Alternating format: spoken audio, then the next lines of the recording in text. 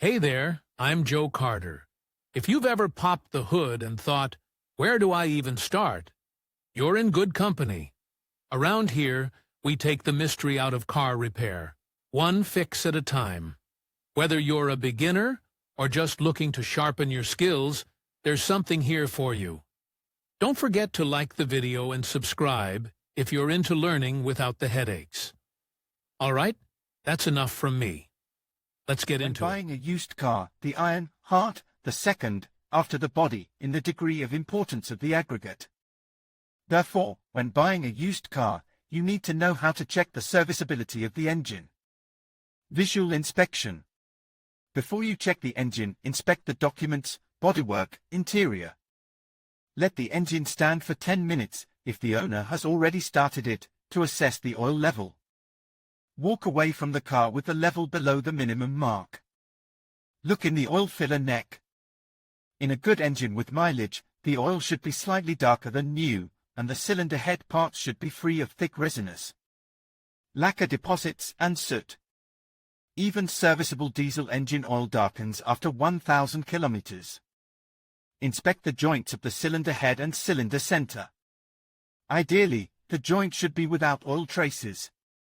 Eliminate sweating of the cylinder head cap or pallet. In most cases can be replaced by a gasket.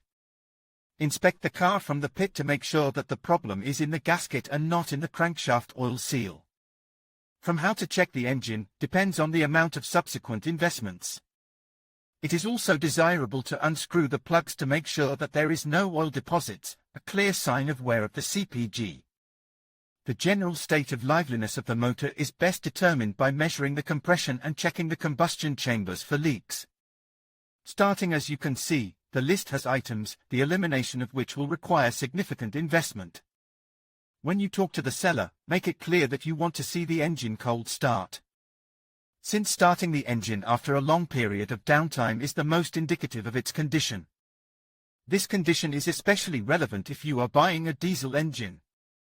Diesel cycle motor is best bought in winter.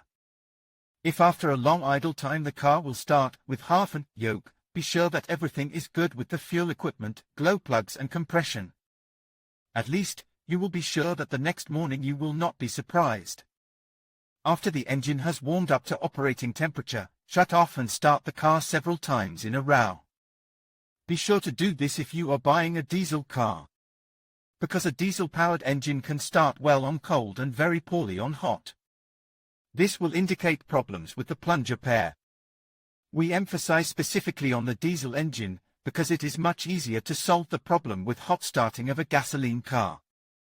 Engine performance. The serviceability of the engine largely determines the absence of the following symptoms: increased vibrations, knocking, metallic ringing sounds. You should definitely look at the color of the smoke from the exhaust pipe. Blue smoke is particularly dangerous, as it indicates oil loss. In the best case you will get away with replacing the oil caps. In the worst case, the engine overhaul is inevitable. If you start a cold diesel with mileage, a small amount of gray smoke is allowed. After a few minutes of operation, it should disappear. There should be no black smoke at idle speed. If the car has a diesel particulate filter removed, it is acceptable to have a slight smoke when pressing the gas sharply to the floor.